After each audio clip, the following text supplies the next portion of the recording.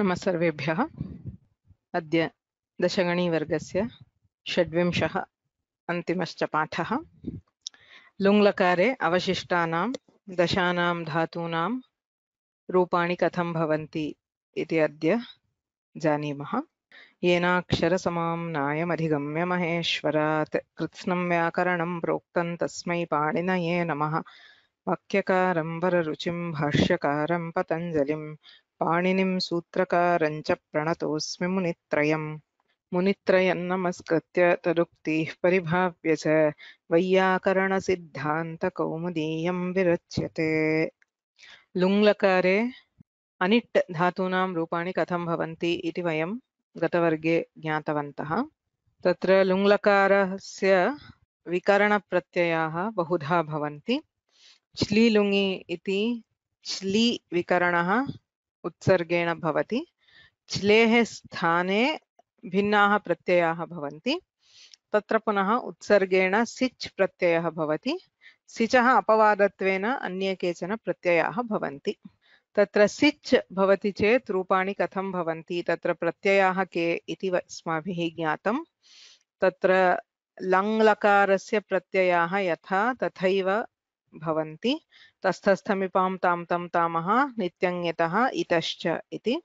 विशिष्य सिच् यत्र अस्ति तत्र सिजभ्यस्तविधिभ्यश्च इत्यनेन झेः जुस् भवति। अपृक्तप्रत्ययस्य ईट् आगमः भवति। अस्ति शुचो अपृक्ते इति सूत्रेण इति विशेषः। यदा तु सिचः इडागमः भवति तत्र इट ईटि इत्यनेन सिचः लोपः भवति। सो ईत् इष्टाम् इषुः। सिचः सकारस्य षत्वं भवति, ततश्च ष्टुत्वं भवति। एवं प्रत्ययनिर्माणं सामान्यतः कथं भवति इति ज्ञातम्। कश्चित् प्रश्नः उत्सर्गेण इत्यस्य कः अर्थः? सामान्यतः जनरल रूल इत्यर्थः। उत्सर्गः अपवादः इति व्याकरणस्य नियमः। सो किमपि विशिष्टं निमित्तम् अनाश्रित्य सामान्यतः सर्वेभ्यः धातुभ्यः परस्य चिलेः सिच् इति विधीयते। ततः विशिष्टधातूनां विषये चङ् अङ् इत्यादि भिन्नाः प्रत्ययाः भवन्ति। ते सर्वे अपवादभूताः सिच् उत्सर्गेण भवति इत्युच्यते। ततश्च सिच् यत्र अस्ति तत्र सिचिवृद्धिः परस्मैपदेषु इत्यादि प्रकरणे यानि सूत्राणि सन्ति तैः वृद्धेः प्रसक्तिः अस्ति। तत्र सिच् भवेत् परस्मैपदं भवेत् इति नियमद्वयं सर्वत्र। सिचि परस्मैपदेषु इत्येव। तदनन्तरं धातुः कीदृशः? यदि इगन्तः धातुः तर्हि नित्यं वृद्धिः भवति सिचिवृद्धिः परस्मैपदेषु इति सूत्रेण। यदि हलन्तः धातुः अस्ति अनिट् च अस्ति तदा वदव्रजहलन्तस्य अचः इत्यनेन नित्यं वृद्धिः भवति। सेट् धातुः अस्ति चेत् नेटि इति वृद्धिनिषेधः अस्ति, अतः वृद्धिः न भवति। तत्र पुनः यदि हलादि धातुः लघुः अकारः अस्ति तत्र अतो हलादेर्लघोः इत्यनेन विकल्पेन वृद्धिः भवति इति व्यवस्था। अतः यं कमपि धातुं स्वीकुर्मः तत्र किं भवति, वृद्धिः नित्यं भवति वा न भवति वा विकल्पेन भवति वा इति आदौ चिन्तनीयं भवति यत्र यत्र सिच् अस्ति। एतदाधारेण अस्माभिः 20 धातवः सन्ति। तत्र 10 अनिट् धातवः, तेषां रूपाणि गतवर्गे ज्ञातानि। तत्र अद् धातुः अस्ति, सः अपि अनिट् धातुः, किन्तु तत्र सिच् न भवति। अद् धातोः घस्लादेशः भवति, तस्य च अङ् भवति। चुर् चिन्त् इति धात्वोः चङ् प्रत्ययः भवति। हन् धातुः यद्यपि सः स्वयम् अनिट् तथापि लुङ्लकारे वधादेशः भवति, स च सेट् भवति। अतः सः अपि सेट्सु योजितः अस्ति। अनिट् धातवः ये सन्ति तेषां किं भवति ज्ञातमस्माभिः। परस्मैपदे सर्वत्र सिचिवृद्धिः परस्मैपदेषु इत्यनेन वृद्धिः भवति। सो हु अहौषीत्, भी अभैषीत्, सु असौषीत् इत्यादि। आत्मनेपदे सार्वधातुक अर्धधातुकयोः इत्यनेन गुणः भवति। अहोष्ट अहोषाताम् अहोषत इत्यादि। ध्वमः इणशीध्वं लुङ्लिटां धोङ्गात् इति अङ्गम् इण्णन्तं भवति। गुणे कृते सर्वत्र ओकारः अथवा एकारः इण्णन्तम् अङ्गम् इत्यतः ध्वमः मूर्धन्यादेशः भवति।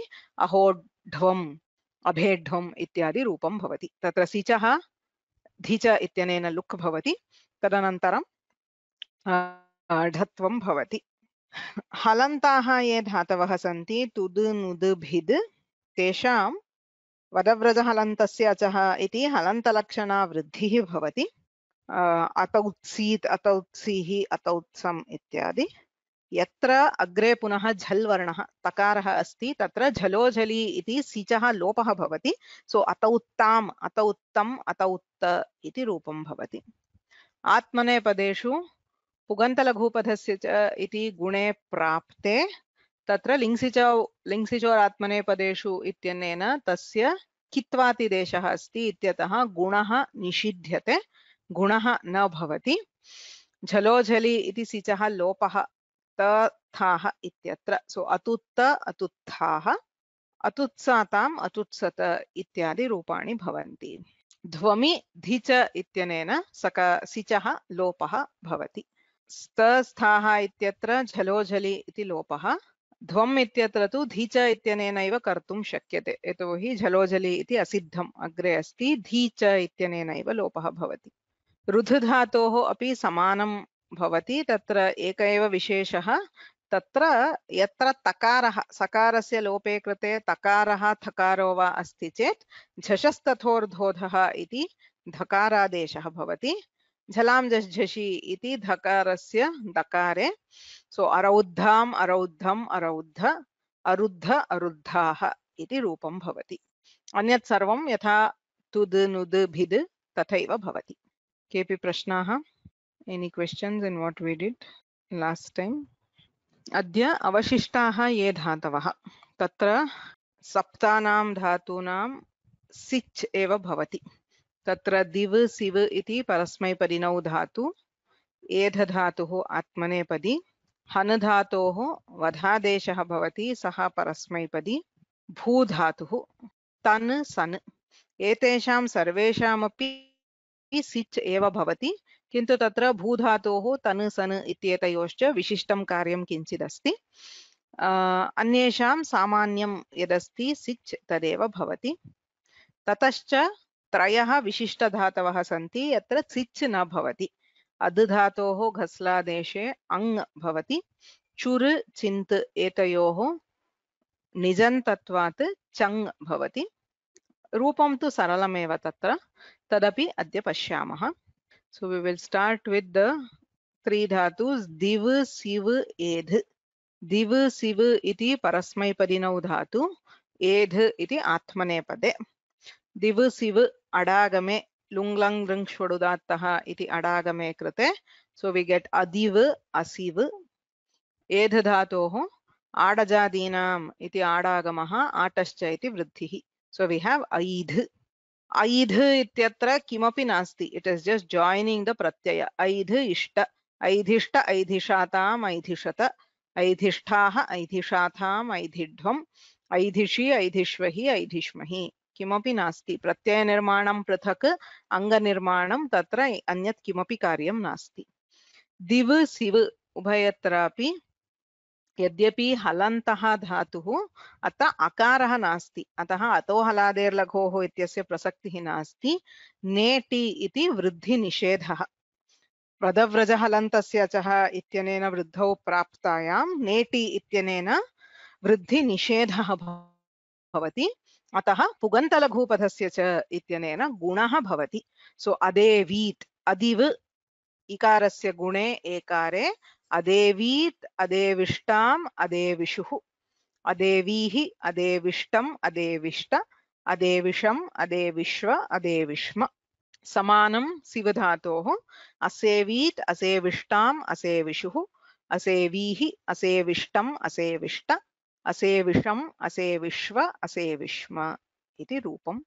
विशिष्टं किमपि नास्ति. एध धातोः किमपि नास्ति अङ्गकार्यं. एतयोः तु लघुपधगुणः सर्वेषु प्रत्ययेषु परेषु भवति। अग्रिमः हन् धातुः। हन् धातोः वध आदेशः क्रियते। हनो वध लिङि लुङि च इति सूत्रमस्ति। लिङ्लकारे अपि दृष्टं वधादेशः अदन्तः अस्ति।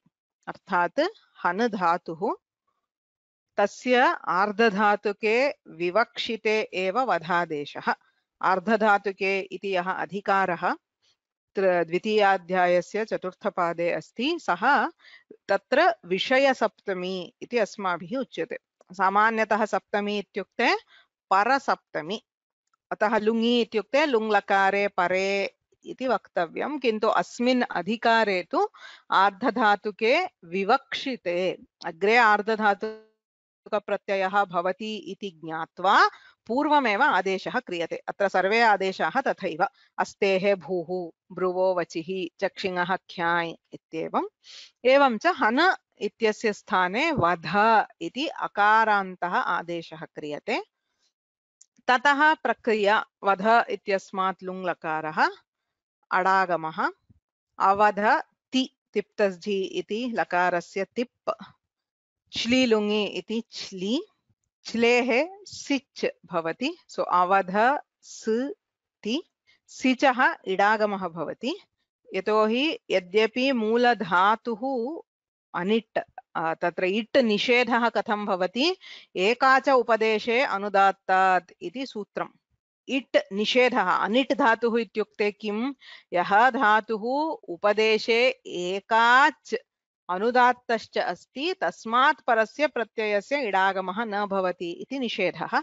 एषः एकाच् नास्ति। वध इति द्व्यच्, वकारोत्तरः अकारः धकारोत्तरः अकारः, अतः इण् निषेधः न भवति। आर्धधातुकस्येड्वलादेः इत्यनेन सिचः इडागमः भवति। सो अवध इस् ति। अग्रे ति इत्यत्र इकारस्य अतो लोपः, क्षम्यतां, वध धातोः अकारस्य, I think I did something wrong here, अत्र ति इत्येव भवेत्। वध धातोः अकारस्य अतो लोपः इत्यनेन लोपः भवति। किमर्थं, किमुच्यते अतो लोपः? आर्धधातुक उपदेशकाले यत् अकारान्तं तस्य अकारस्य लोपः भवति आर्धधातुके परे इति सूत्रार्थः, विशिष्टं सूत्रं। सो अत्र आर्धधातुकप्रत्ययः कः? सिच् प्रत्ययः आर्धधातुकः। सॉरी, अत्र सिच् इति आर्धधातुकप्रत्ययः। सिचः उपदेशकाले वध इति अदन्तमस्ति। सो आर्धधातुक उपदेशकाले यत् अदन्तं तस्मिन् आर्धधातुकप्रत्यये परे तस्य अकारस्य लोपः इत्यनेन वध आदेशस्य अकारस्य लोपः। सो यु गेट अवध इस् ति। इतश्च इत्यनेन तिप् प्रत्ययस्य इकारस्य लोपः। सो अवध इस् त्। अस्तिसिचो अप्रक्ते इत्यनेन तिप् प्रत्ययस्य ईट् आगमः। सो अवध इस् ईत्। इट ईटि, इटः ईटश्च मध्ये यः सिच् तस्य लोपः भवति। सो यु हाव् अवध ईत्, अकस्सवर्णे दीर्घः अवधीत् इति रूपं। रूपं तु अवधीत् इत्येव। अवधीत्, अवधिष्टाम्, अवधिषुः। अत्र कश्चित् प्रश्नः भवति। अत्र वदव्रजहलन्तस्य अचः इत्यनेन वृद्धिः भवति वा? यतोहि अत्र वध इति हलन्तम् अस्ति, सिच् अस्ति। सिचः लोपे अपि सः लोपः असिद्धः। वृद्धौ कर्तव्ये वृद्धेः अनन्तरमेव लोपः भवति, सिच् च अस्त्येव। हलन्तात् सिचि परे तस्य परस्मैपदम् अस्ति। सिचि वृद्धि परस्मैपदेषु इति, तेन वृद्धिः भवति वा इति प्रश्नः। आदौ किं भवति? नेति इति निषेधः। इट् अस्ति चेत् वदव्रजहलन्तस्य चः इति न भवति। ततः पुनः किमुच्यते? अतो हलादेर्लघोः। वध इत्यत्र लघु अकारः अस्ति, हलन्तः हलादिः।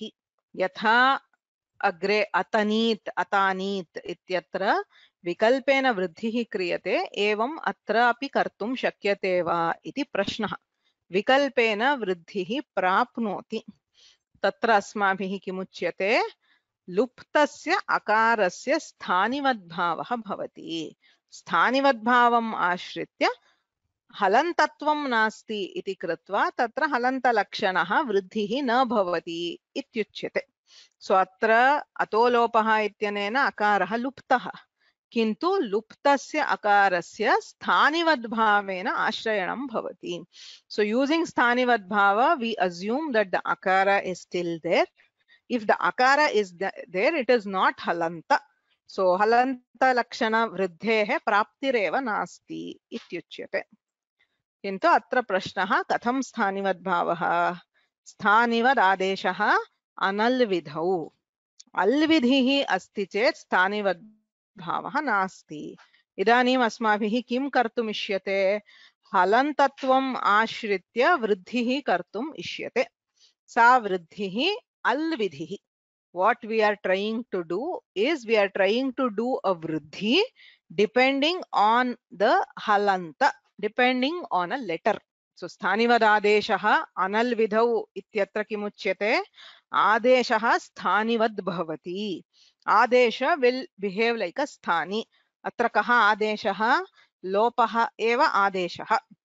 Please remember, vyakarana drishtya lopaha api adeshatvenaiva pariganyate. So it is a abhavadesha.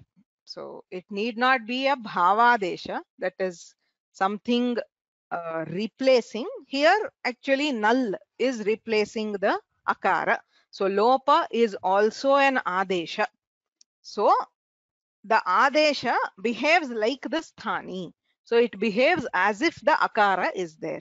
If the akara is there, it is no longer halanta, and therefore we don't do vruddhi is the answer. Now the question, how do we do sthanivadbhava? Because it is alvidhi. So this is a classical example for the second sutra for sthanivadbhava, which is achah parasmin purva vidhau. So sthanivadbhavasya sutra dvayam asti. Sthanivadadeshah analvidhau, achah parasmin purva vidhau. So मुख्यः स्थानिवद्भावः स्थानिवदादेशः इत्यनेन अनल्विधौ एव भवति. अल्विधौ अपि कदाचित् स्थानिवद्भावः भवति. कदा भवति? अचः परस्मिन् पूर्वविधौ भवति. कः अर्थः अचः परस्मिन् पूर्वविधौ इत्यत्र त्रयः नियमाः सन्ति.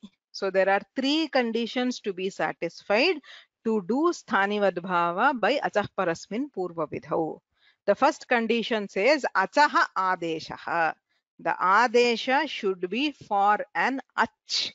Achaha sthane adeshaha bhavet iti prathamah niyamah. Atra asti akarasya lopaha vihitah.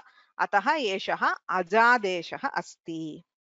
Dvitiyah niyamah paranimitthatvam. The adesha should be depending on the para. We know that the nimitta can be purva, can be para. So tasmin iti nirdishte purvasya karyam bhavati. Tasmat iti nirdishte parasya karyam bhavati. So a panchami nimitta is before the sthani. A saptami nimitta is after the sthani.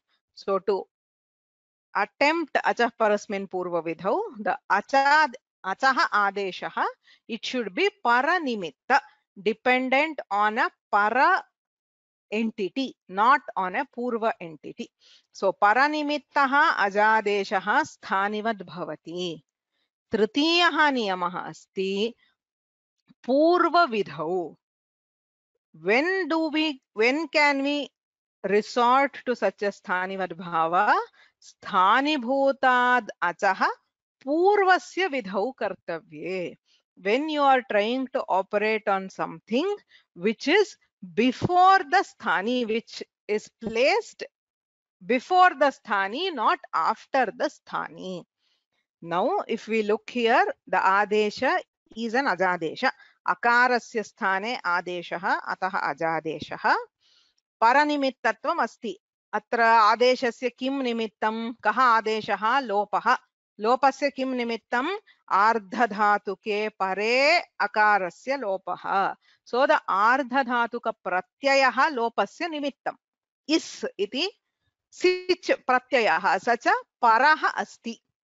So it is after the akara. So this is a paranimitta. Purvasya vidhau kartavye. What are we trying to do now? What is the vidhi that we are trying to apply now?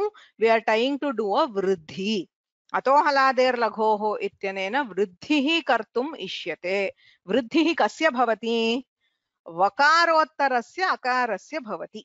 If we want to do a vriddhi, we have to do it for the akara after vakara, which is before the sthani. The sthani was after the dhakara. Now the intended sthani is before that akara.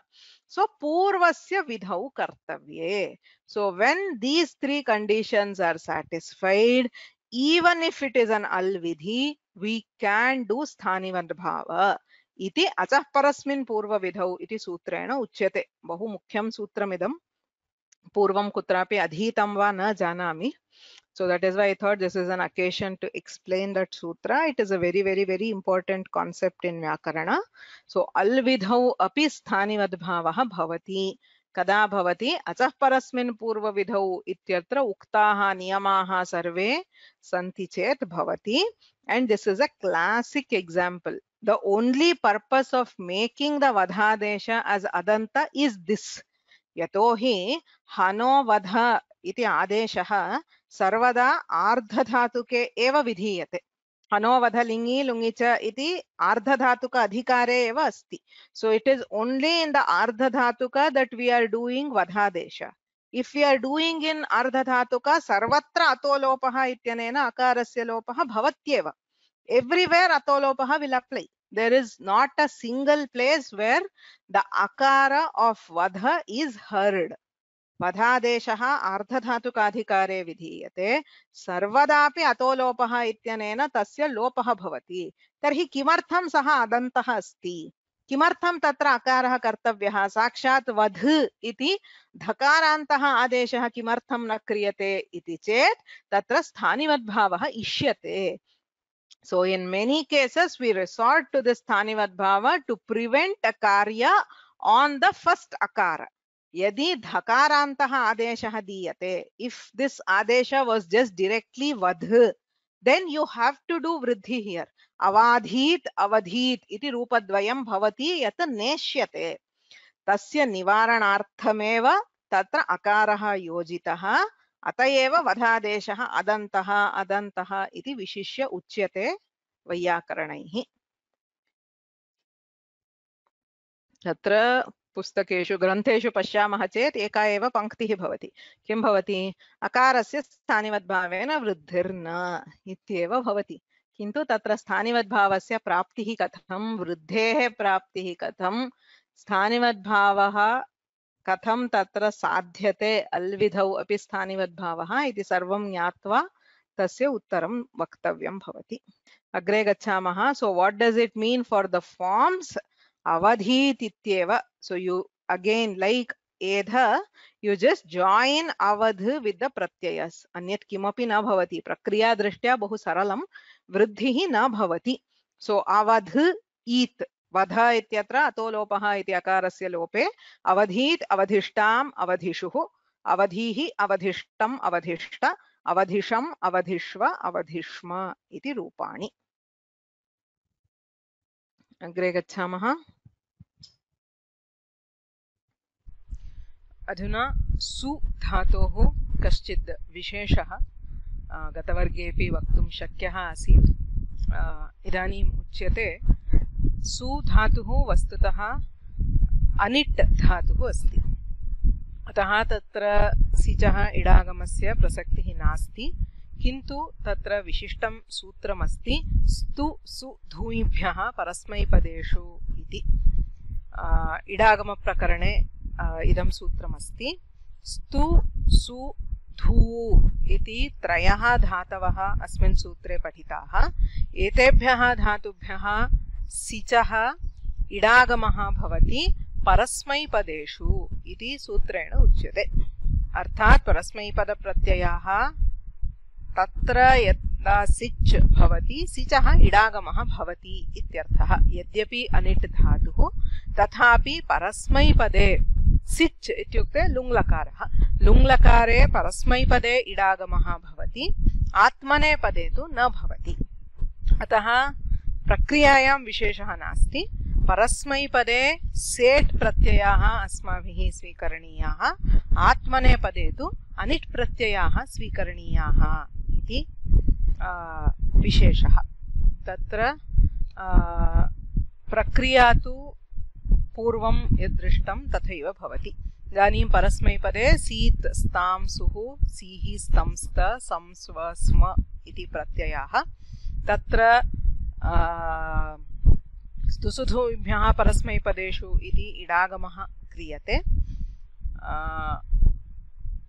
तत्र it इटि इत्यनेन सिचः लोपः भवति ईत् इष्टामिषुः ईः इष्टमिष्ट इषम् इष्व इष्म इति परस्मैपदप्रत्ययाः धातोः अ सु इत्यस्ति तत्र सिचिवृद्धिः परस्मैपदेषु इत्यनेन वृद्धिः भवति औकारः असौ ईत् एचोयवायामः इत्यनेन आवादेशे असावीत् असाविष्टाम् सकारस्य आदेशप्रत्ययोः इति षत्वं तकारस्य ष्टुत्वम् इति असावीत् असाविष्टाम् असाविषुः इति रूपाणि भवन्ति आत्मनेपदे तु अनिट् प्रत्ययः एव इडागमः न भवति तत्र सार्वधातुकार्धधातुकयोः इति गुणः ओकारः असो ष्ट षत्वं ष्टुत्वं भवति असोष्ट असोषाताम् असोषत इति एवं रूपाणि भवन्ति परस्मैपदे असावीत् असाविष्टाम् असाविषुः असावीः असाविष्टम् असाविष्ट असाविषम् असाविश्व असाविष्म आत्मनेपदे असोष्ट असोषाताम् असोषत असोष्ठाः असोषाथाम् असोढ्वम् तत्र इणश्शीध्वं लुङ्लिटां धोङ्गात् इत्यनेन मूर्धन्यादेशः भवति असोषि असोष्वहि असोष्महि इति रूपाणि एवं च सुधातोः इडागमविशेषः स्तुसुधुभ्यः परस्मैपदेषु इति सूत्रेण परस्मैपदे सिचः इडागमः भवति अग्रे तन् सन् इति धातुद्वयम् अस्ति उभौ अपि धातु तनादिगणस्य धातु सो परस्मैपदे किं भवति अतोहलादेर्लघोः इत्यनेन विकल्पेन वृद्धिः भवति तत्र आत्मनेपदे विशिष्टं सूत्रमस्ति तनादिभ्यः तत्थासोः इति सूत्रम् किमुच्यते सूत्रेण तनादिभ्यः तनादिगणस्य ये धातवः तनादिगणः वस्तुतः अत्यन्तं लघुगणः 9 एव धातवः सन्ति तत्र सो तनादिगणस्य ये धातवः तेभ्यः परस्य त थासोः त प्रत्ययः थास् प्रत्ययः त आतां झ थास् आतां ध्वम् सो त इति आत्मनेपदे प्रथमपुरुष एकवचन प्रत्ययः थास् इति मध्यमपुरुष एकवचन प्रत्ययः तयोः परयोः सिचः वा लुक् स्यात् सिचः लुक् भवति विकल्पेन तप् प्रत्ययः थास् प्रत्ययश्च अस्ति चेत् सिचः विकल्पेन लुक् भवति इति अनेन सूत्रेण उच्यते सो वी हैव अतन् स त त इति प्रत्ययः सिच् धातुः अस्य सिचः विकल्पेन लोपः भवति सो यु गेट् अतन् त तदनन्तरं किं क्रियते अनुदात्तोपदेश वनति तनोत्यादीनाम् अनुनासिकलोपः झलि किङिति इत्यनेन नकारस्य लोपः क्रियते so we have already seen this सूत्र हन् धातोः हन्ति हतः घ्नन्ति इत्यादिषु हतः हथ इत्यत्र नकारस्य लोपः कृतः सो सः अनुदात्तोपदेशः now this is tanothyadinam this is in the tanothyadi-gana and therefore anunasikasya nakarasya lopah bhavati so atan ta becomes atata the other form sichaha vikalpena luk अन्यथा तु अतनिष्ट इति सामान्यं रूपं भवति। सिच् तस्य इडागमः अतनिस् त षत्वं ष्टुत्वम् अतनिष्ट अतत इति रूपद्वयम्। सन् धातोः तु अन्यः विशेषः अस्ति। सो असन् स् त अत्रापि तनादिभ्यस्तथासोः इत्यनेन सिचः विकल्पेन लुक् भवति। असन् त अत्रापि वस्तुतः तनोत्यादीनाम् अनुनासिकलोपः इति नकारस्य लोपः प्राप्तः, किन्तु सनधातोः विशिष्टं सूत्रमस्ति जनसनखनां सञ्झलोः। जनधातुः सनधातुः खन् धातुः एतेषां धातूनाम् आकारादेशः भवति नकारस्य। सो जातः इत्यादि जनधातोः जातवान् जातः इति रूपम्। एवं खन् धातोः खातवान्, सन् धातोः सातवान्। तत्र नकारस्य आकारादेशः विधीयते। सो यु गेट अस आत असात असनिष्ट असात इति रूपम्। सो उभयोः तनादिभ्यस्तथासोः इति सिचः लुक् सामान्येन भवति। सिचि लुप्ते तन् धातोः नकारस्य लोपः भवति, सन् धातोः नकारस्य आकारादेशः भवति। सूत्रं भिन्नम्। तन् धातोः अनुदात्तोपदेशवनति तनोत्यादीनाम् अनुनासिकलोपः इति भवति। सन् धातोः जनसनखनां सञ्झलोः इत्यनेन आत्वं भवति। अन्यथा रूपं सरलमेव। सो यु हाव् तन् धातोः लुङ्लकार रूपाणि, परस्मैपदे सर्वत्र रूपद्वयम्, अतो हलादेर्लघोः इति विकल्पेन वृद्धिः। वृद्धिः भवति चेत् अतानीत् अतानिष्टाम् अतानिषुः, अतानीः अतानिष्टम् अतानिष्ट, अतानिषम् अतानिष्व अतानिष्म इति रूपम्। वृद्धिः न भवति चेत् अतनीत् अतनिष्टाम् अतनिषुः, अतनीः अतनिष्टम् अतनिष्ट, अतनिषम् अतनिष्व अतनिष्म इति रूपम्। आत्मनेपदे किमपि नास्ति। स्थलद्वये तथासोः तनादिभ्यस्तथासोः इति सिचः लुक्, सिचि लुप्ते अनुदात्तोपदेशवनति तनोत्यादीनाम् इति अनुनासिकलोपः। सो यु गेट अतत अतनिष्ट अतनिशाताम् अतनिशत। अन्यत्र किमपि नास्ति। अतन् इशातां प्रकृतिप्रत्यय योजनमेव। अतथाः, सो अतन् स् थाः तनादिभ्यस्तथासोः इति सिचः लुक्, अतन् थाः अनुदात्तोपदेश इति नकारस्य लोपः, अतथाः अतनिष्ठाः अतनिशाताम् अतनिढ्वम्, अतनिषि अतनिष्वहि अतनिष्महि। एत अत्रैव विशेषः। सन् धातोः अपि समानम्। परस्मैपदे विकल्पेन वृद्धिः, असानीत् असनीत् इति।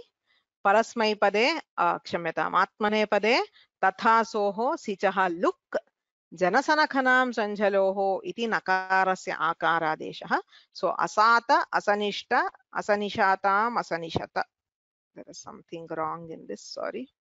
I think the table is wrong.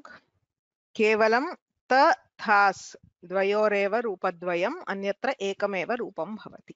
अन्तिमः धातुः वस्तुतः प्रथमधातुः अस्ति भूधातुः। सोऽपि सेट् धातुः, किन्तु तत्र विशेषः अस्ति। गाति स्था घू पा भूभ्यः सिचः परस्मैपदेषु इति सूत्रम्। परस्मैपदे, दिस् इस् एक्चुअली बिफोर् तनादिभ्यस्तथासोः समानं प्रकरणं। सिचः लुक् भवति कदा एते धातवः। गाति इणोगा इत्यनेन गा धातुः अस्ति, अथवा गाङ् इत्यपि धातुः अस्ति, किन्तु तस्य परस्मैपदित्वं नास्ति। अतः गा स्था घु, घु इति संज्ञा दाधाघ्वदाप्, पा धातुः भू धातुः। एतेभ्यः परस्य सिचः लुक् भवति परस्मैपदेषु। सो भू धातुः अभूसृत् सर्वत्र सर्वेषु प्रत्ययेषु सिचः लोपः भवति। सो यु गेट अभूत् इति। इदानीं प्रश्नः अभूत् त इति सार्वधातुकप्रत्ययः, सिच् लुप्तः किन्तु त इति सार्वधातुकप्रत्ययः अस्ति, तत्र गुणः कर्तुं शक्यते वा, सार्वधातुक अर्धधातुकयोः इत्यनेन गुणः कर्तुं शक्यते वा इति प्रश्नः। तत्र सूत्रमस्ति भूसुवोः तिङि, भूधातोः सुधातोश्च सार्वधातुके तिङि परे गुणः न भवति इति गुणनिषेधः. So when bhu is directly followed by a sarvadhatuka ting, remember this is normally not possible.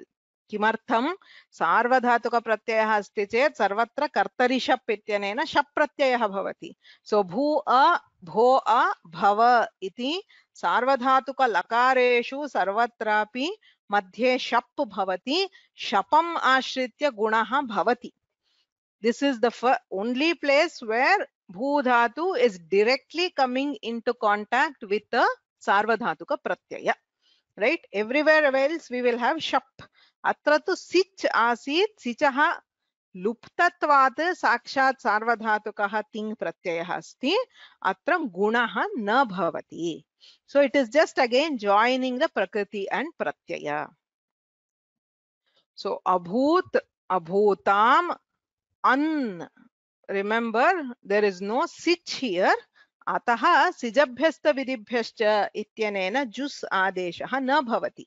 एतावत् पर्यन्तं किं कृतं, सर्वत्रापि अतानि ततानिष्टाम् अतानिषुः, अवधीत् अवधिष्टाम् अवधिषुः, अहौषीत् अहौष्टाम् अहौष्टुः, अनिट्वा सेट्वा सिच् अस्ति चेत् तत्र जुस् भवति, अत्र तु जुस् न भवति because the sich has been deleted.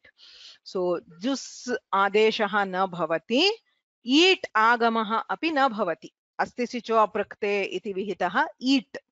Sichah luptatvat idagamah nasti, jusadeshah api nasti.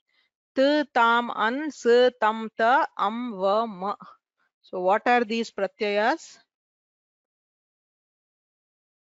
The pratyayas for lang lakara.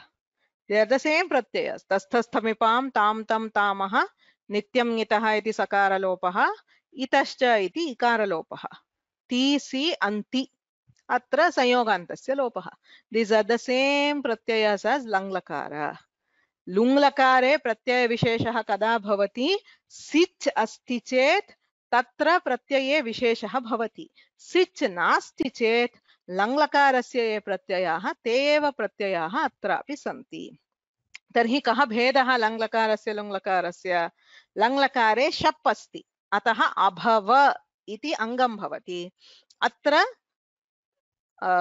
शप् नास्ति, अभू इत्येव अङ्गं भवति. सो अभूत्, अभूताम्, अभूवन्. तो स्मरन्ति वा सूत्रं? भुवो वुक् लुङ्लिटोः, लिट्लकारे सर्वत्र कृतं. बभूव, बभूवतुः, बभूवुः. भू अ इति स्थिते वुक् आगमः कृतः.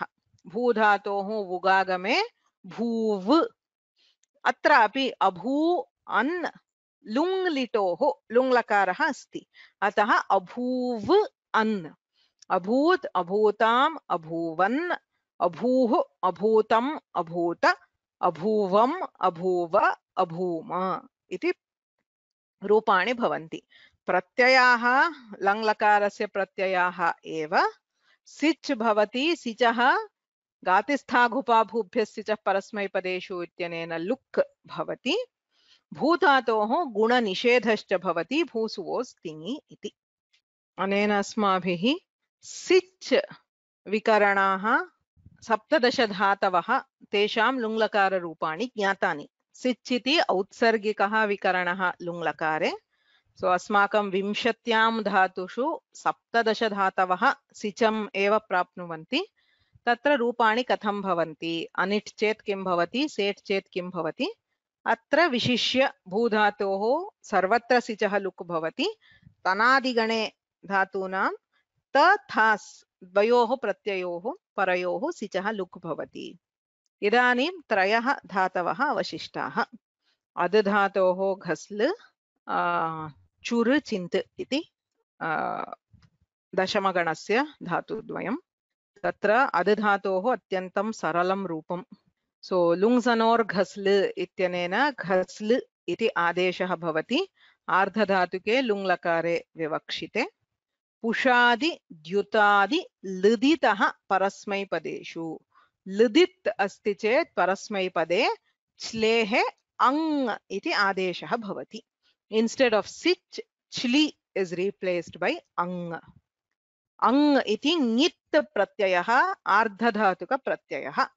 Ngitvat iti cha iti guna vruddhi nishedhah.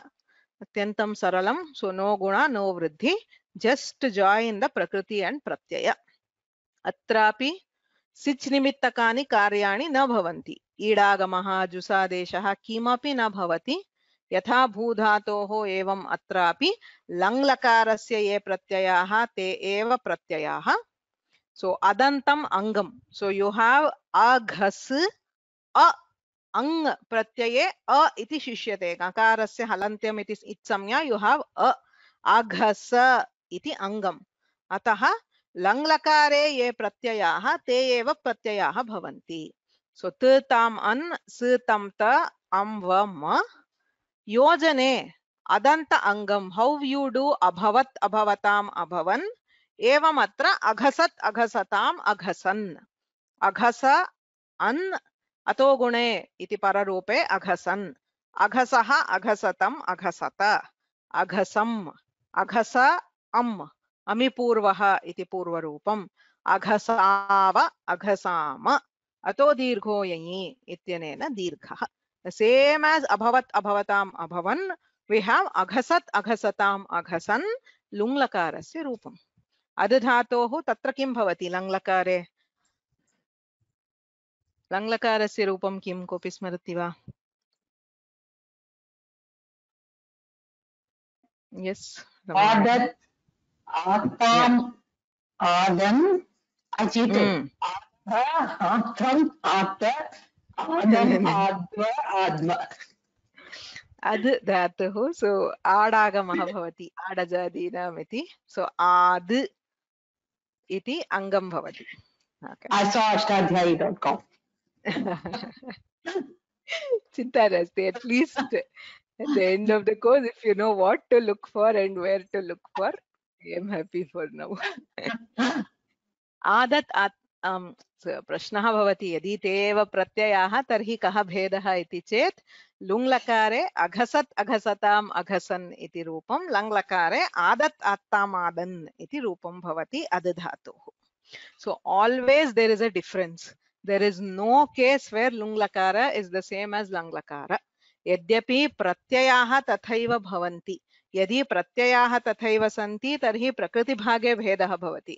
यदि प्रकृतिः तथैव अस्ति तर्हि प्रत्ययभागे भेदः भवति. Right? So कदापि लुङ्लकारस्य लङ्लकारस्य रूपं समानं न भवति. किन्तु सिच् नास्ति चेत् प्रत्ययाः समानरीत्या भवन्ति. So it will be the same pratyaya. Stitam an, sitam ta, am vama. So the prakriti will be different. Okay. So then we have two more dhatus of the Churadigana. Churadigane vikarana pratyaya asti chang iti. So ang chang. So ayam api ngit asti, chit api asti. Chitvasya prayojanam sware asti. Atra kimapi prayojanam nasti. So nishri drusrubhyah kartari chang iti sutram asti. Also no, chang iti tu angaha visheshah eva. So the chakara is also to separate it as a separate vikarana pratyaya from ang, because changi pare vishishtani karyani santi. So nishri srudrubhyah kartari chang nijantebhyah dhatubhyah chang iti vikarana bhavati chlehe. The most important thing is changi iti sutram. It is in the dvitva prakarana. Ekacho dve prathamasya azader dvitiyasya ityadi liti dhatoranabhyasasya sanyangoho changi shlau. All these are there. So chang is one of the main nimittas for dvitva. So the main nimittas for dvitva are 5. First one is the litlakara. Litlakare sarvesham dhatunam dvitvam bhavati. सन् यङोः, सो सन्नन्ते यङन्ते, सो सन् यङ् इति द्वयमपि सनादि प्रत्ययाः प्रत्ययेषु अन्तर्भवति। तयोः प्रत्ययोः सर्वेषां धातूनां द्वित्वं भवति। श्लौ श्लुः यत्र भवति तत्तु तृतीयगणे एव। जुहोत्यादिभ्यः श्लुः इत्यनेन शपः श्लौ कृते द्वित्वं भवति। चङि यत्र लुङ्लकारे चङ् विकरणः भवति प्रायेण निजन्तेभ्यः अन्येभ्यः अपि केभ्यश्चित् धातुभ्यः तत्र द्वित्वं भवति। So these 5 are the main cases where we see this dhatu dvitva. सर्वत्रापि अभ्यासकार्यं भवत्येव। So सामान्य अभ्यासकार्याणि भवन्ति, विशिष्टानि अपि अभ्यासकार्याणि भवन्ति। So इदानीं चङि इति सूत्रेण चङि परे धातोः द्वित्वं भवति। चङि परे विशिष्टानि कानिचन कार्याणि सन्ति। नौ चङ्युपधाया ह्रस्वः इति सूत्रमस्ति। नौ चङि, you have nich, after nich you have the chang, तदा उपधायाः ह्रस्वः भवति। अर्थात् उदाहरणार्थम् इदानीं चुर् इ निजन्तः, तत्र चोरि इत्यस्ति, तत्र निच् अस्ति, चङ् परे तत्र चोर् इ चङ् इति यत्र अस्ति तत्र चोर् इत्यत्र उपधायाम् ओकारः, तस्य ह्रस्वः एचैघ ह्रस्वादेशे इत्यनेन उकारः भवति। So it becomes from achor, it comes back to achur. ह्रस्वं कृत्वा अनन्तरं द्वित्वं क्रियते इति नियमः, तत्र परसूत्रमस्ति। So चङि is in the 6th chapter and नौचङ्युपधाया ह्रस्वः is in the 7th chapter. So the moment you add chang on a nijanta, if possible we do upadha hrasva, then we do the dvitva. Okay. Abhyasasya ekam karyamasti. This is not for the abhyasa. This is for the one which is directly before the nich. Dvitve krute abhyasasya kanichana karyani santi. For now, there is only one sutra we need, which is called dirghaha laghoho. वस्तुतः अत्र सन्वल्लघुनि इति पूर्वतनसूत्रेण सन्वद्भावः विधीयते. So the chang, wherever there is chang, there is an atidesha which says sanvat. We do whatever we do for sun. For the current 2 dhatus, we don't need any of those karyas. We just need this one, dirghaha laghoho. किमुच्यते? लघूनि चङ्परेणौ अभ्यासस्य लघुवर्णस्य दीर्घः। अत्र लघु इति द्वयमस्ति, इत्युक्ते अभ्यासे एकः लघुः अस्ति, तदनन्तरं धातोः यः भागः तत्र लघुवर्णः अस्ति, अनन्तरं णिच् अस्ति, अनन्तरं चङ् अस्ति. So there is a lot of pare pare here. So there is chang pare now. So ni which is followed by chang. Now when followed by this nich, there is a laghuni. There are multiple saptamis here. Laghuni chang pare now abhyasasya laghuvarnasya dirghaha.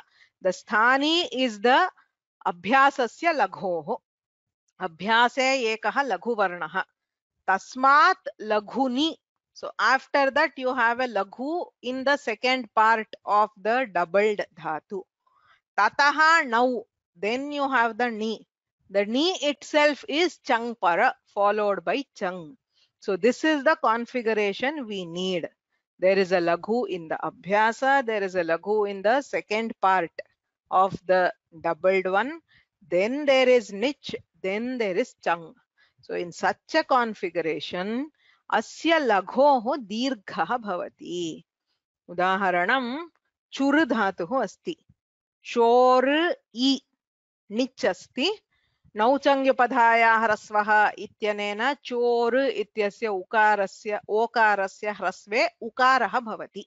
So you get चुर इ. Then चुर चुर चु चुर इति भवति. अभ्यासे चु इति लघुवर्णः अस्ति, तदनन्तरं चुर इत्यत्रापि लघुवर्णः अस्ति, तदनन्तरं निच्.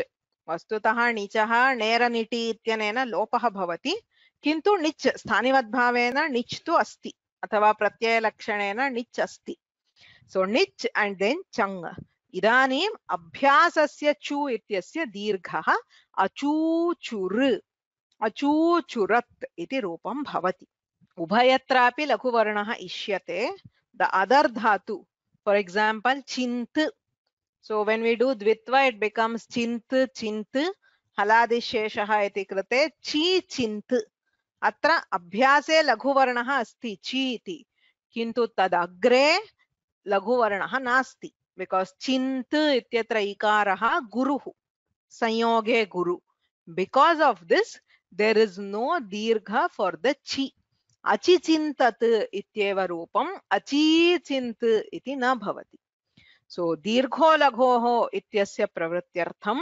अभ्यासे अपि लघुवर्णः इष्यते अनभ्यासधात्ववयवे अपि लघुवर्णः इष्यते ओके प्रक्रियामिदानीं पश्यामः सो चोरी इति निजन्तः धातुः चुर धातुः सत्यापपाश इत्यादिना णिच् प्रत्ययः कृतः पुगन्तलघुपदस्य च इत्यनेन गुणः कृतः चोरी इत्यस्य सनाद्यन्ता धातवः इत्यनेन धातुसंज्ञा तस्मात् लुङ् लकारः क्रियते सो चोरी ल लुङ् लङ् लृङ् ष्वडुदात्तः इत्यनेन अडागमः सो अचोरी ल तिप्तस्जि इति तिप् इतश्च इत्यनेन तस्य लोपः ओके सो अचोरी ति त् I've just put this for shortcut श्ली लुङि इति श्ली प्रत्ययः तस्य चङ् निश्रिद्रुसृभ्यः कर्तरि चङ् इत्यनेन चङ् आदेशः सो यू हैव अचोरी अ त् इदानीं नेरनिटि इत्यनेन नेः लुक् भवति ऑलवेज द णी अनिडादौ आर्धधातुके परे यत्र कुत्रापि आर्धधातुक प्रत्ययः अनिडादिः इडागम रहितः अस्ति चेत् चङ् इज अ अजादि प्रत्यय so it will not get इडागम सो नेः लोपः भवति उपधायाः ह्रस्वः चोर् इत्यस्य चुर् नौचङ्ग्युपधायाः ह्रस्वः इत्यनेन ह्रस्वः भवति चङि इत्यनेन द्वित्वं भवति सो अचुर् चुर् अत् हलादिशेषः इति रेफस्य लोपः अचु चुर् अत् दीर्घो लघोः इत्यनेन अभ्यासस्य दीर्घः अचूचुरत् इति रूपं भवति that is the final form सर्वेषु रूपेषु अचूचुर इति समानम् it is only the pratyaya will change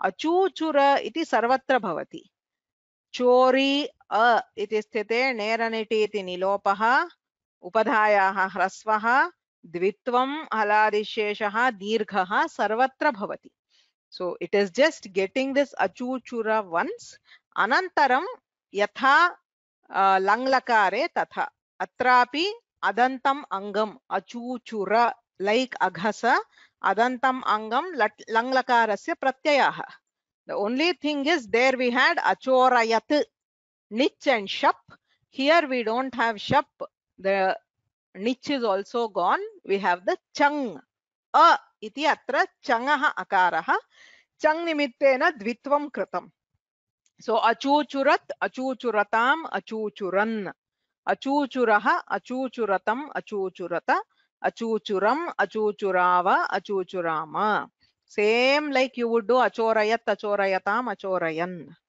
angam eva bhinnam किन्तु इदमपि अदन्तम् अङ्गम् अत्रापि प्रत्ययाः लङ्लकारस्य प्रत्ययाः एव आत्मनेपदे अपि अचूचुरत अचूचुरेताम् अचूचुर आताम् आतोङितः इति इयादेशः लोपो व्योर्वलि सो अचूचुर इताम् आद्गुणः इति गुणे अचूचुरेताम् अचूचुरन्त चोरितवन्तः इत्येव अर्थः द्रष्टुं रूपं क्लिष्टम् अस्ति चौर्यं कृतवन्तः इत्येव अर्थः अचूचुरन्त अचूचुरथाः अचूचुरेथाम् अचूचुरध्वम् अचूचुरे अचूचुर इ आद्गुणः अचूचुरे अचूचुरावहि अचूचुरामहि। चिन्त इत्यत्रापि समानम्। चिन्ति इति निजन्तात् धातोः लुङ् इति लुङ्लकारः, लुङ्लङ् अट् उदात्तः, तिप् आदेशः, श्लि लुङि निश्रितऋसृभ्यः कर्तरि चङ्, चङि परे नेरनिटि इति णेः लोपः। अत्र उपधायाः ह्रस्वः नापेक्ष्यते, because in the upadha we have only nakara, there is no dirgha, so there is no nauchang upadhaya ह्रस्वः. So changi इत्यनेन द्वित्वम्, अचिन्त चिन्त अत् हलादिशेषः अचि चिन्त अत् तावदेव अचिचिन्तत्। दीर्घो लघोः इति न भवति। As I said, अत्र अनभ्यास धातौ धात्ववयवे लघुः नास्ति इत्यतः दीर्घः अपि न भवति, पूर्वम् उपधा ह्रस्वः अपि नास्ति। सो अचिचिन्त इति अङ्गम्।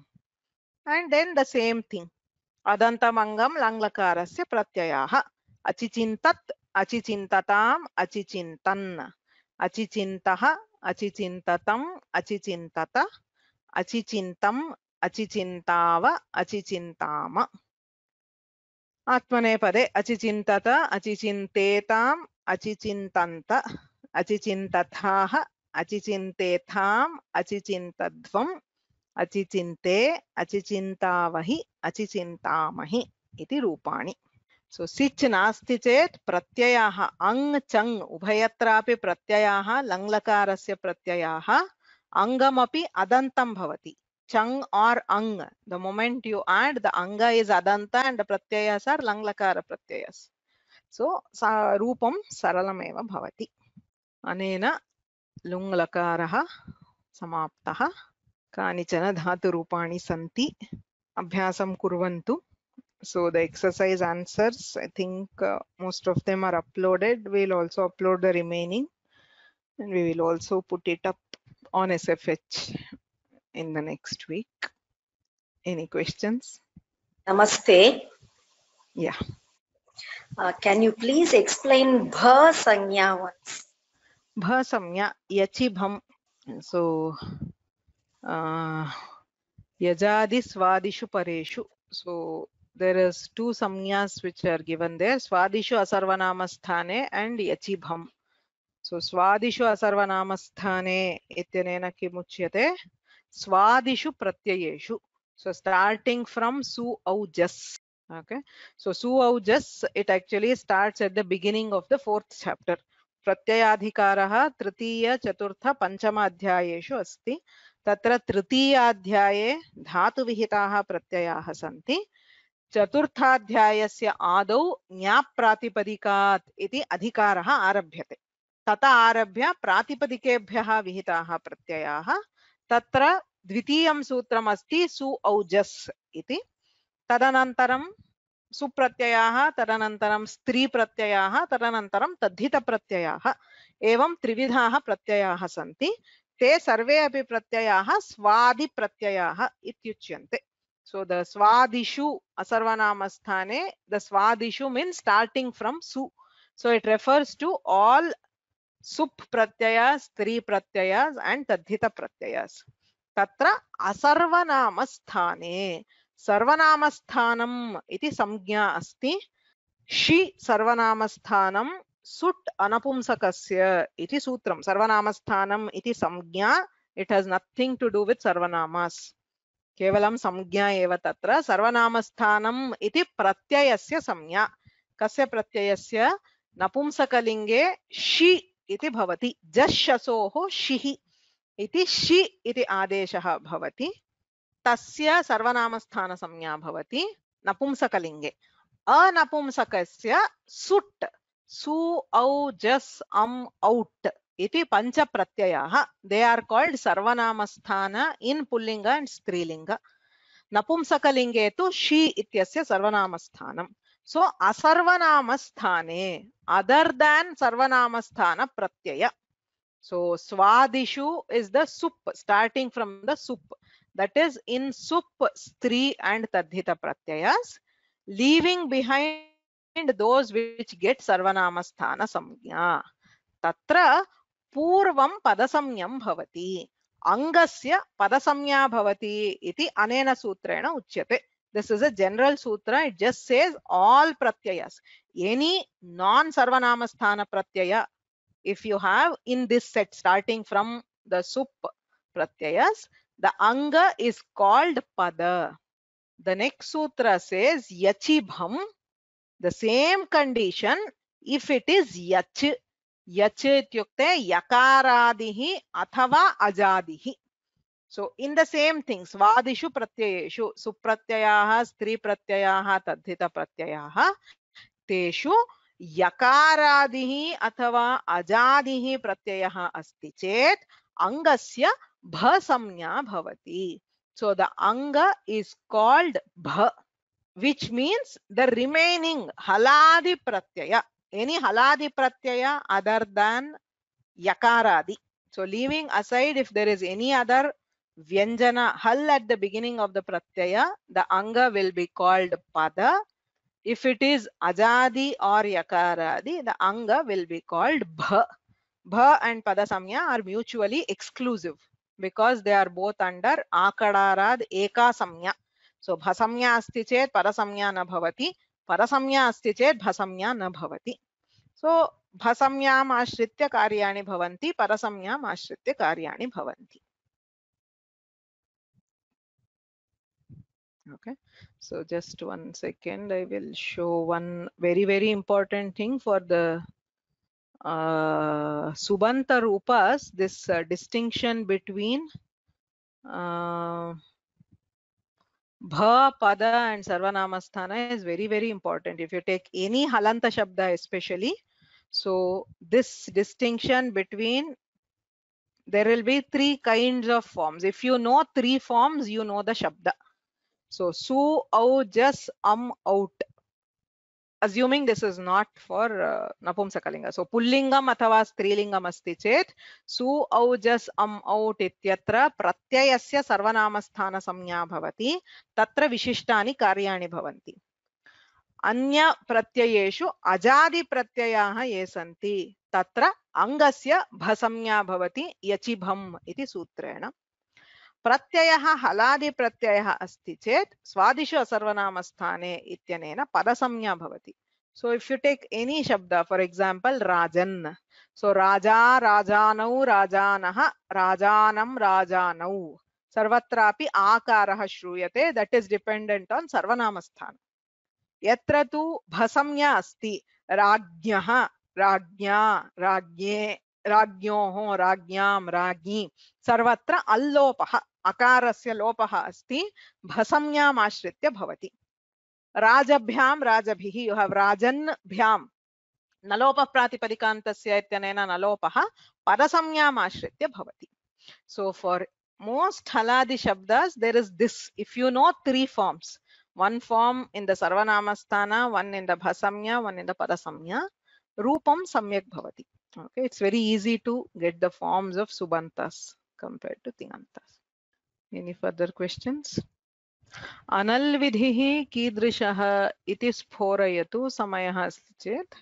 So alvidhi and analvidhi.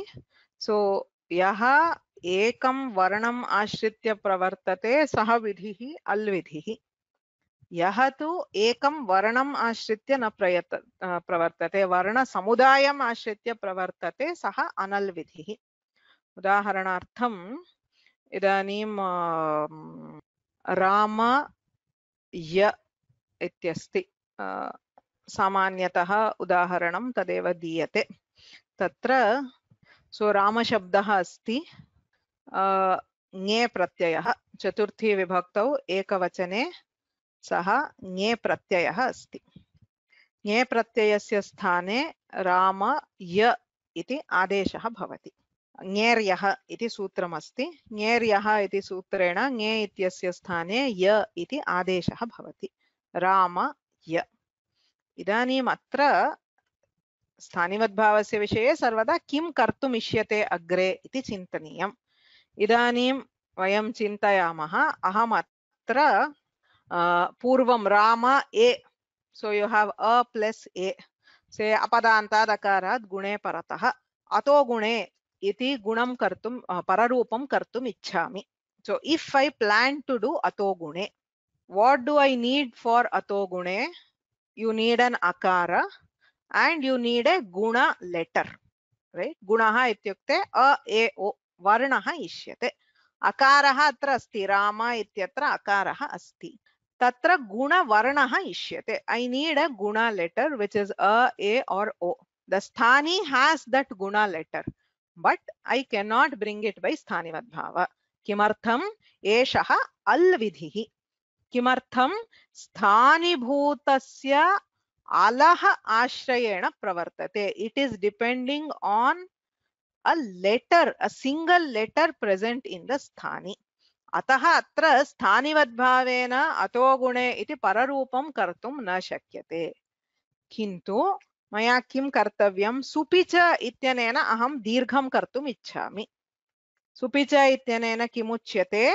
ययादौ सुपि परे अदन्तस्य अङ्गस्य दीर्घः. तत्र किं किं निमित्तम् इष्यते? अदन्तम् अङ्गं. राम इत्यत्र अदन्तम् अङ्गम् अस्ति. ययादित्वम् अपेक्ष्यते. ययादित्वम् अत्रैव अस्ति. The ya there is already yayadi. So the condition supicha requires three conditions. The first condition is an adantam angam, which is already there.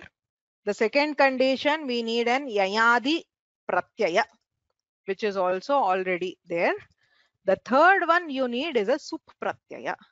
Now, ya is not a sup pratyaya by itself. Sup ityukte kim? Su auja sammaucha shtabhyam bhis ngebhyam bhis ngasibhyam bhis ngasosam ni o sup. Sup iti pratyaharaha.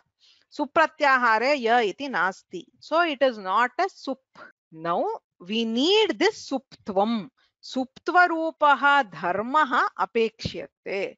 Now I am trying to see if I can borrow it from the sthani. Now this suptva rupa dharma is not in the single letter a. Kutra asti suptva rupa dharma? Nye iti varna samudaye asti. It is in the nye. It is not on a single letter a. Ayam. So now this is anal vidhi because alashritaha dharmaha napekshyate. So this is an anal vidhi because the property that I am trying to get from sthanivad bhava is not dependent on an al. So anal vidhi is not in general for a sutra. It is in this particular context. For any sutra to operate, there are multiple conditions. Some conditions will already be present in the current condition. Some attributes we need to borrow from the previous case. So what am I trying to borrow? If I am trying to borrow something which is related or which is present in a single letter, for example, I want to get a guna letter which is dependent on the single letter A, then I cannot do it. But if what I am trying to borrow is not dependent on a single letter, then we call it as anal vidhi. Tatra sthanivad bhavah bhavati. Anye kepi prashnaah? Is it na al vidhi, anal vidhi? So where you are not getting it directly, you are trying to retrieve it indirectly. Na al anal sambadhaha vidhi. Because al vidhi is, we define it as alaha vidhi, ala vidhi, ali vidhi. There are different ways we are doing it. Yes, na al vidhi, but al vidhi itself has 4 different meanings. So atra samapayamaha, a formal conclusion to the course.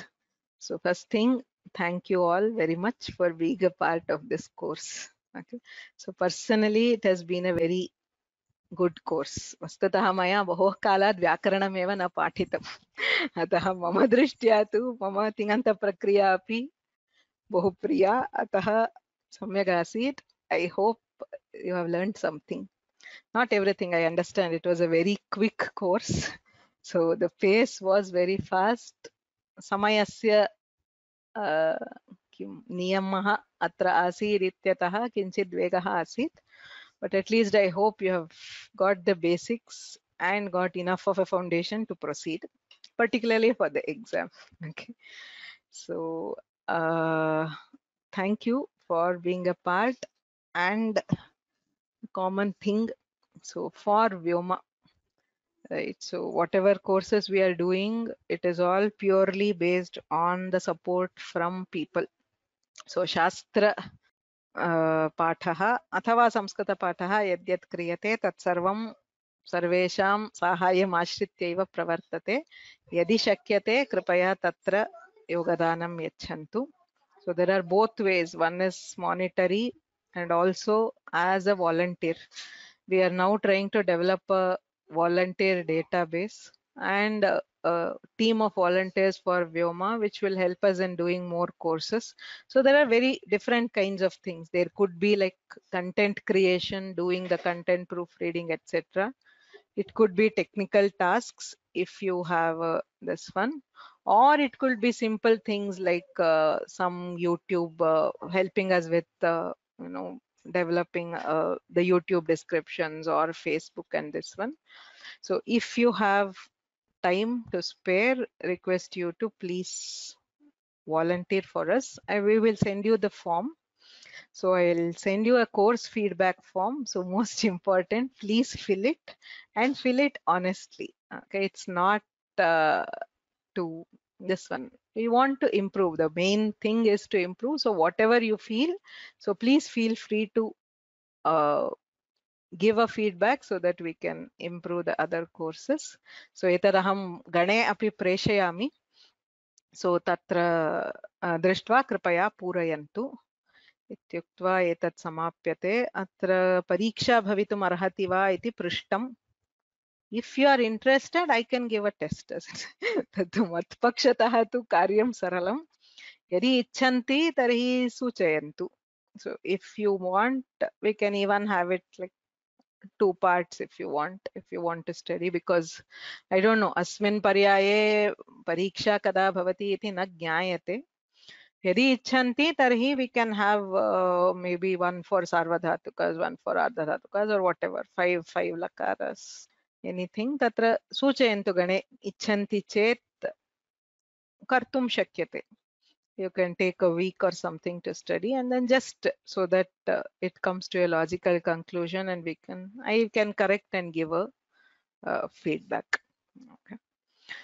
So अत्र एकः प्रश्नः. सन्निपातलक्षणो विधिः अनिमित्तं तद्विघातस्य इति परिभाषया अनल् विधिरपि बाध्यते.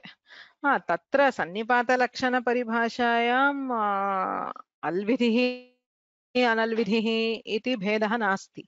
इत्युक्ते तत्र it has nothing to do with स्थानिवद्भाव also. तत्र द्वयोः सम्बन्धम् आश्रित्य प्रवर्तते चेत् तस्य सन्निपातस्य स्वयं विघातकः न भवति इत्यर्थः.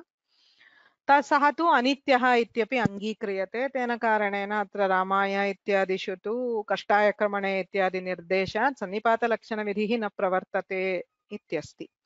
किन्तु तस्य अल्विधि अनल्विधि सम्बन्धः तु नास्ति. अल्विधिः वा अनल्विधिः वा सन्निपातः द्वयोः सम्बन्धः अस्ति चेत् तत्र तदाश्रित्य कृतं कार्यं तस्य सन्निपातस्य भङ्गं न करोति इति. अस्तु, तर्हि अत्र समापयामः. येनाक्षरसमाम्नायमधिगम्य महेश्वरात् कृत्स्नं व्याकरणं प्रोक्तं तस्मै पाणिनये नमः. वाक्यकारं वररुचिं भाष्यकारं पतञ्जलिं पाणिनिं सूत्रकारं च प्रणतोऽस्मि मुनित्रयम्. मुनित्रयं नमस्कृत्य तदुक्तिः परिभाव्य च वैयाकरणसिद्धान्तकौमुदीयं विरच्यते.